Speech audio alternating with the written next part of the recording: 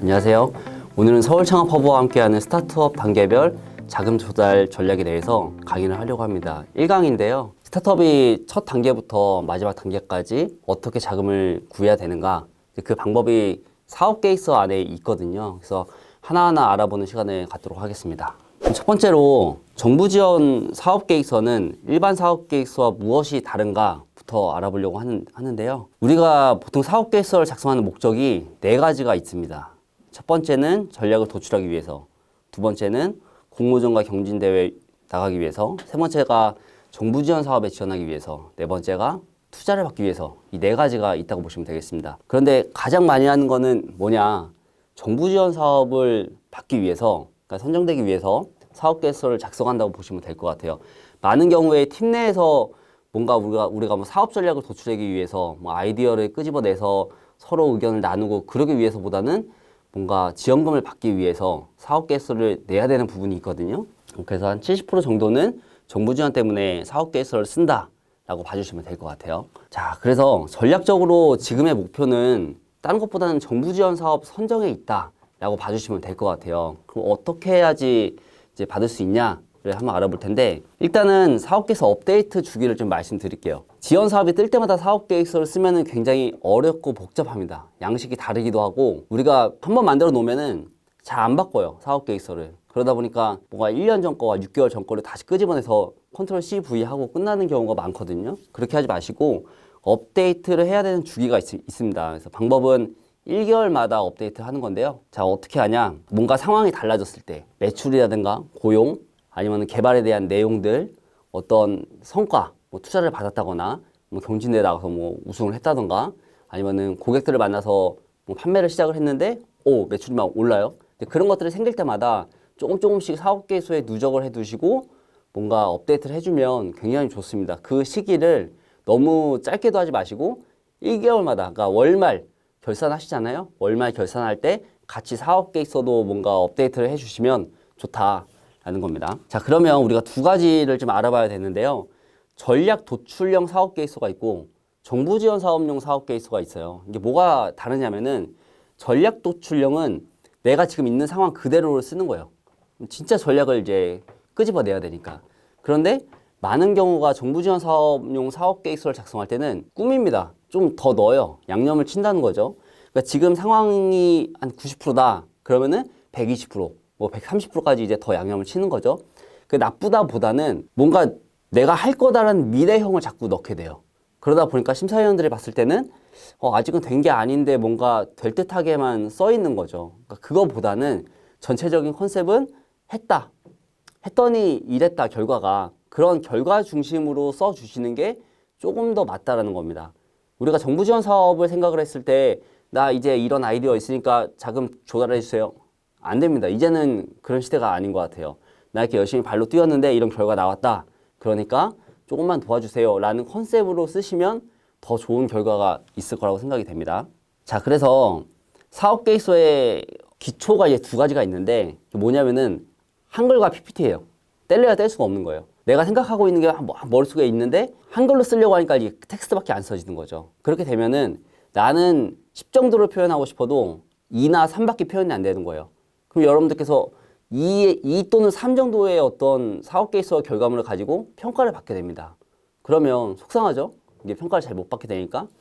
그래서 우리가 기본적으로 한글과 PPT는 충분히 연습을 하신 다음에 사업 계획서를 쓰시면 더 좋을 것 같아요. 그 중에 하나가 많이 놓치는 게, 한글은 세로형입니다. 세로형. 그죠? 길죠? PPT는 가로형이에요. 무슨 얘기냐면은, 한글은 텍스트가 조금 더 많아요. 7:3 비율이에요. 한글과 이미지가. PPT는 반대입니다. 이미지가 7, 한글이 3 정도예요. 그러니까 이 비율을 잘 조절하시면 돼요. 이제 간혹 가다가 1차 통과됐어요. 한글 사업 계획서로.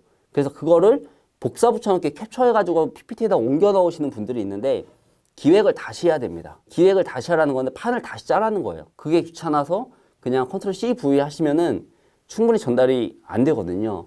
제가 사업 계획서에 4가지 중요 포인트를 짚어드릴 건데요. 이 4가지만 잘 알고 계셔도 큰 맥락을 잘 잡으실 수 있을 거라고 생각이 들어요. 첫 번째 파트는 개발 동기부터 시작을 합니다. 개발 동기와 창업 동기. 이게 비슷해 보이지만 좀 미묘하게 다른 게 있거든요. 그러니까 내가 왜 개발을 해야 되는가, 그리고 개발된 걸로 어떻게 사업화를 할 것인가, 왜 해야 되는가 사업화를, 이 부분에 대한 게 첫 번째고, 두 번째는 아이템과 차별성. 이 두 개는 붙어 다닙니다. 내 아이템이 있는데 어떤 기능이 있다고 막 설명을 해도 전달이 안 되죠. 뭐가 다른가를 명확하게 설명하는 게 포인트입니다. 그 다음에는 기술성과 비즈니스 모델. 그 기술이 아무리 좋아도 돈으로 직결되지 않으면 의미가 없죠. 그러니까 이 세 가지가 한 라인이에요. 왜 시작해야 되는가? 뭐가 다른가? 어떻게 돈 벌 것인가?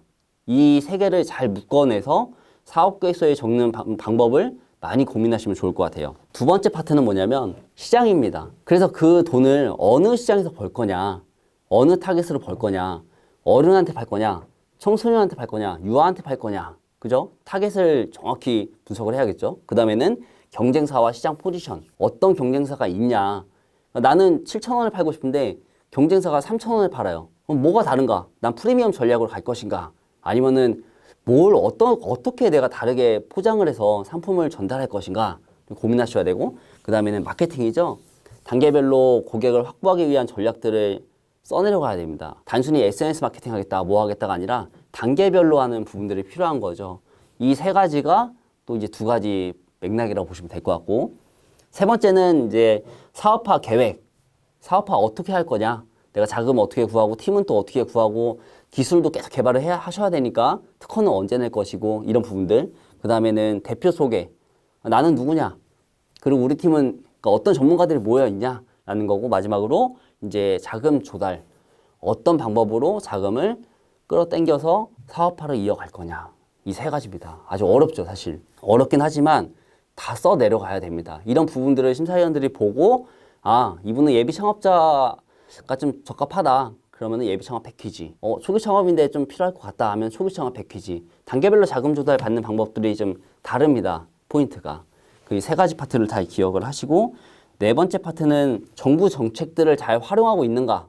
그 다음에 가점이라든가 이런 증빙 서류를 놓치지 않고 집어 넣었는가. 마지막으로 어떤 별첨 자료들, 뭐 기타 등등 자료 요구하는 게 좀 있습니다. 그런 부분들을 잘 정리해서 넣었는가라는 겁니다. 의외로 가점을 잘 챙기지 못해요. 여성 창업자의 경우는 여성 창업을 했을 때 가점을 보통 0.5에서 1점 정도 받거든요. 사업마다 좀 다르긴 하지만 그런 부분도 미리 체크를 해두셔야 돼요. 안 내면 못 받는 거예요. 그래서 이 정부의 정책 또한 이렇게 많아요. 요즘에 뭐 AI다, 뭐다, 뭐 그다음에 뭐 시니어다, 내가 관련된 아이템이 있다면은 찾아보세요, 정책들을.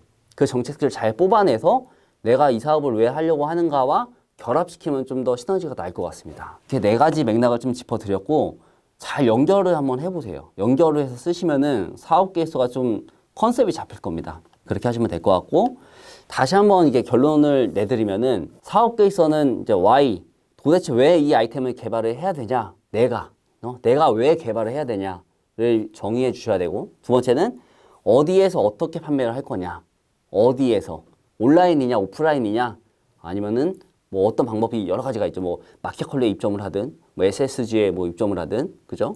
그 다음에는 누가 이 사업을 성공시킬 것이냐, 내가 혼자 할 거냐, 아니면 나는 빠르게 어느 지점까지 성장을 해서 또 다른 회사와 합병을 하든 인수를 하든 어떤 방법으로 빠르게 성장을 할 거냐. 우리가 스타트업이기 때문에 빠르게 성장해야겠죠.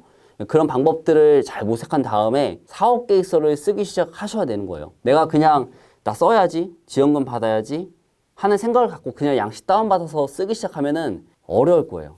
이게 어떤 컨셉이 잡히지 않은 상황에서 쓰다 보니까 내가 왜 쓰지? 어느 순간 그런 생각이 들 수도 있습니다. 그래서 다시 한번 정리를 한번 해보시고, 내가 왜 써야 되는가? 난 누구인가? 왜 이 사업을 성공시켜야 되는가를 명확하게 이해하시고 작성하시면 좋을 것 같습니다. 네, 1강에서는 일반용 사업 계획서와 정부 지원 사업 계획서가 무엇이 다른지, 또 내가 어떤 컨셉을 갖고 작성을 해야 되는지 알아보았습니다. 그래서 우리가 2강에서는 뭘 알아볼 거냐면 누구나 쉽게 따라할 수 있는 시장에서의 고객 세분화 방법을 알아보도록 하겠습니다. 고맙습니다.